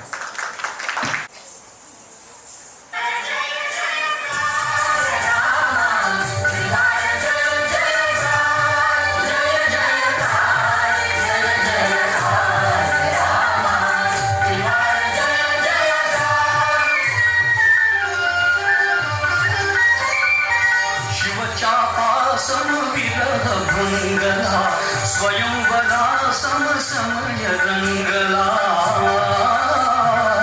अधीर अयोध्यापुरी मंगला, अधीर अयोध्यापुरी मंगला. सानंदाश्रू तुला अर्पिते, दृढ प्रीतीचे हार, दृढ प्रीतीचे हार. त्रिवार जय जयकार रामा, त्रिवार जय जयकार.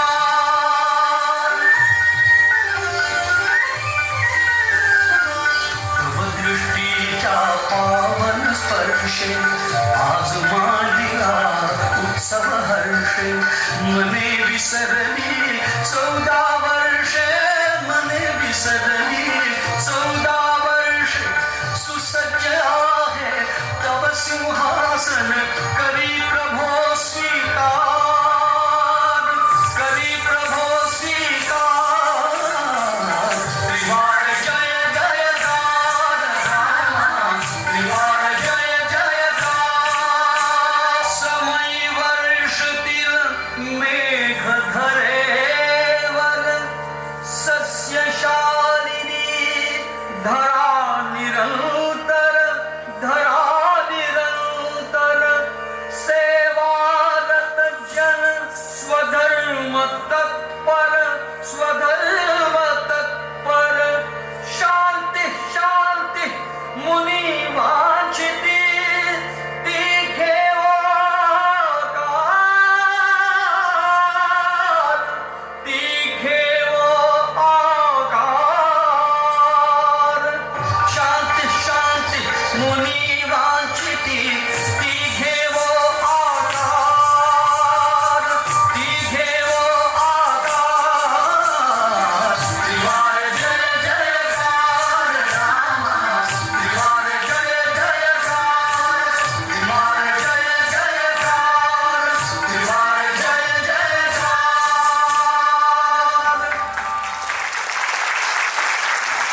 जरा जोरदार काळ्या सायली शिंदे नृत्यगुरू आणि सुनीला पोद्दार यांच्यासाठी. कैलासवरती सूर्यकांत दातार, रामनवमीचं औचित्य साधून आदरणीय बाबूजी आणि महाकवी गदिमा यांच्या गीतरामायण या कलाकृतीला 70 वर्ष पूर्ण झाल्याबद्दल नृत्यगुरु सुनीला कौस्तुभ पोद्दार यांना एक कल्पना सुचली आणि त्यांनी भारतीय शास्त्रीय नृत्यशैली हा धागा पकडून पहिल्या नृत्यापासून ते शेवटच्या नृत्यापर्यंत कुठेही भारतीय नृत्यशैलीचा हात न सोडता 250हून अधिक कलाकारांना एकत्र घेऊन 14 नृत्य संस्थांच्या सोबत रामभक्तीचा सेतू बांधायचा ठरवला आणि मागच्या रामनवमीला वंडर बुक ऑफ रेकॉर्डच्या माध्यमातून युट्यूबवरनं थेट ऑस्ट्रेलियाला जोडल्या गेल्या आणि जागतिक विक्रम त्यांच्या नावावर झालेला आहे. मला वाटतं सुनीला तरी समोर येईल. नोकरी कामधंदा केल्याने माणसाला जिवंत राहता येतं, पण जगण्यासाठी माणसाला राम हवा, कारण जगण्यामध्ये राम यायला हवा.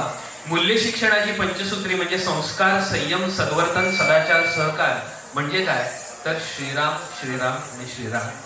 अखंड श्रीराम. मला वाटते ह्याच एका विचारावर आपण ही मैफल पुणे हीरक महोत्सवाची अमृत महोत्सवाकडे जाईल या शुभेच्छेसह थांबूया आणि गा बाळा तो श्रीरामायण हे पुढच्या तेजाळणाऱ्या पिढीकडे विचार आपण सुपूर्द करूया.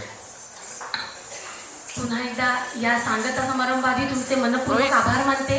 वेळेच्या थोडंसं मागे राहिलोय, पण श्रीराम हे सांभाळून घेईल ही आशा आहे. सगळ्या आशा श्रीराम अर्पण.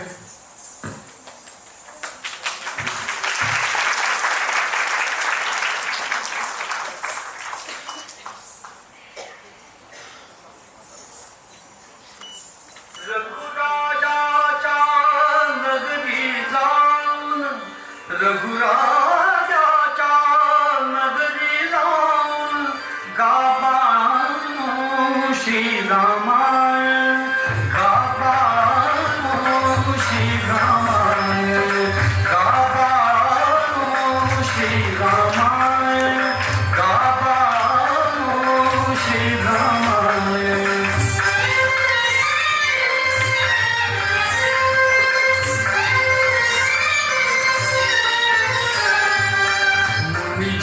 पुनित सदनाम धुनी नराधिपांच्या निवासस्थानी, पुनित सदनाम धुनी नराधिपांच्या निवासस्थानी. उपमारातून राजकथातून, उपमारातून राजकथातून मुक्त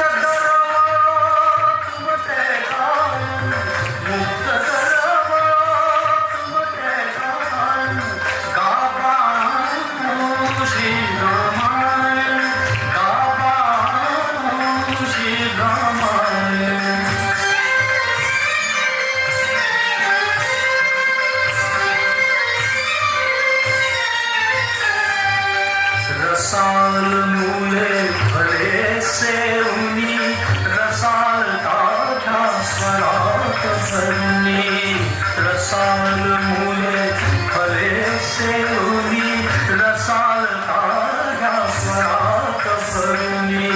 अचूक घेतदा स्वरा मिळवणी, अचूक घेतदा स्वरा मिळवणी, लय तारांचे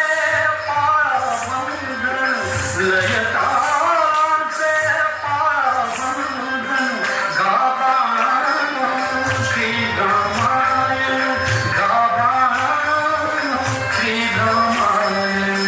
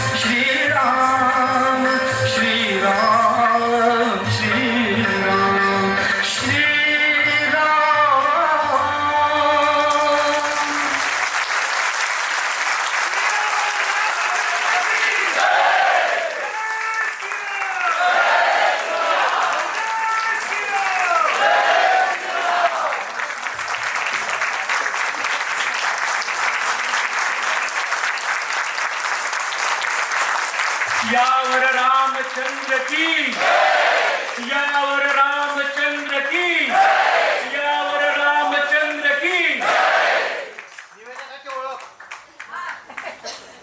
निवेदकाची ओळख. एक 2 मिनिटं फक्त द्या. मला वाटतं आपण ह्या कार्यक्रमातनं, ह्या सादरीकरणातनं जे स्फुल्लिंग चेतवलं गेलंय, ज्या भावना जागृत झाल्या आहेत, त्याचप्रमाणे ज्या पद्धतीने उत्स्फूर्तपणे दाद दिली गेली आहे, आपल्या सर्वांसाठी सुद्धा एकदा जोरदार टाळ्या होऊ दे.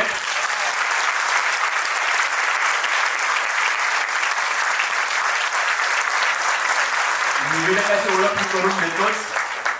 एक 2च मिनिटं. मी सर्व कलाकारांना विनंती करतो की तुम्ही अशाच इथे थांबा. मंडळी, गदिमांचे शब्द घ्यायचे तर राजसमुद्रा वेश मुनींचे, गंधर्वच ते तपोवनीचे, किंवा ते प्रतिभेच्या आम्रवनातील वसंत वैभव काते कोकिळ. तर मला वाटतं की सायलीताई असतील किंवा सुनीताताई असतील, सर्वात महत्वाचं कार्य जे काही आहे तुमच्या हातून आज जे घडत आहे किंवा घडणार आहे, मी सर्वांना मान्यवरांना विनंती करतो की आसनस्थ. ते माझ्या मते सेतू बांधण्याचं हे जे कार्य होत आहे, कारण ह्या प्रत्येक कलाकाराच्या नुसतं मुद्रा नव्हे, देहबोली नव्हे, तर डोळ्यातून गीत रामायण सादर होतं. आणि मला वाटतं उपस्थित सर्व आपण रसिक मंडळींना तुम्ही हे अनुभवलं असेल आता की तीही लहान मुलगी असो किंवा सिनियर विद्यार्थिनी असो, मुद्रा, देहबोली आणि डोळ्यातून ते गीत रामायण सादर होत होतं, कारण ते समजून उमजून सादर होत होतं. मी देवरुखे ब्राह्मण संघाचे अध्यक्ष श्रीयुत समीर निमकर यांना विनंती करतो की कृपया त्यांनी एकलव्य आर्ट्स फोरमच्या प्रमुख नृत्य संशोधक सौ सुनीला कौस्तुभ पोद्दार म्हणजे सुनीताईंचा सन्मान करावा.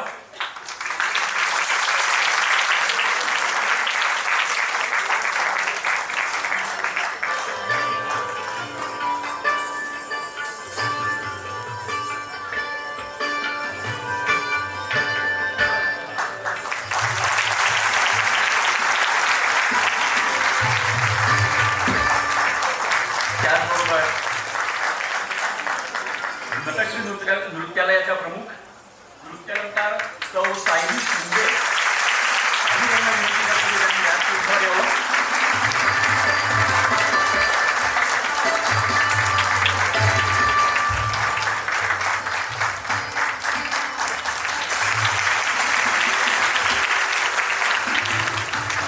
आणि आता हे सर्व गीत रामायण, गदिमांचे शब्द, बाबूजींचे स्वर, सूर, ह्या सर्वांची देहबोली, मुद्राभिनय, डोळे, ह्या सर्वांना सजीव करण्याचं काम ज्या एका अवलियाने केलं, ज्या एका धाग्यात ओवायचं काम केलं, त्या आघाडीचे निवेदक, संवादक मयुरेश साने.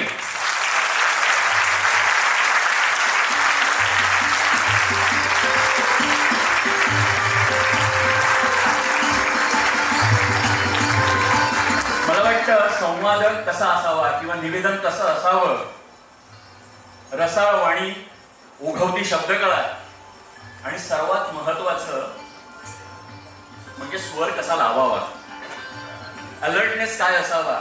मग त्याच्यामध्ये आलेले प्रमुख पाहुणे असतील किंवा आजच्या ट्रम्पचा त्याच्यात उल्लेख असेल, तर हे मुद्दाम उल्लेखण्याजोगं मयुरेश नेहमीच तुझं निवेदन इतकं छान आणि उत्तम होतंच. तर एक देवरुखे ब्राह्मण संघातर्फे मी समीर निमकर यांना विनंती करतो की मयुरेश साने यांचा सन्मान करावा.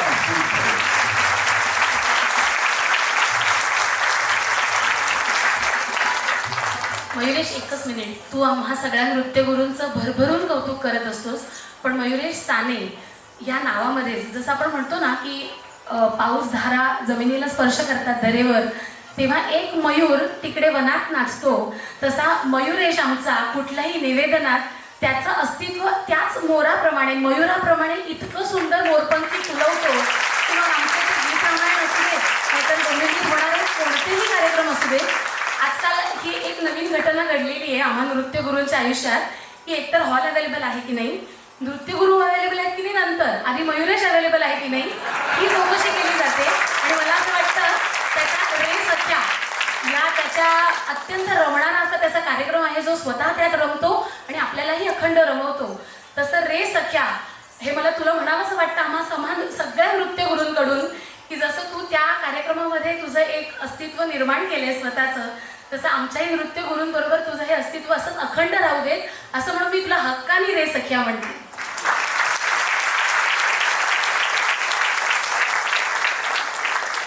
पुनश्च एकदा देवरुखे ब्राह्मण संघ डोंबिवली तर्फे तुम्हा सर्वांचं मनपूर्वक अभिनंदन, आभार मानणार नाही, कारण 8वा प्रयोग हा झालाय आणि आमच्या शुभेच्छा सदैव तुमच्या पाठीशी आहेत, कारण 8वा 9वा लवकरच 100वा प्रयोग तुमचा होऊ दे.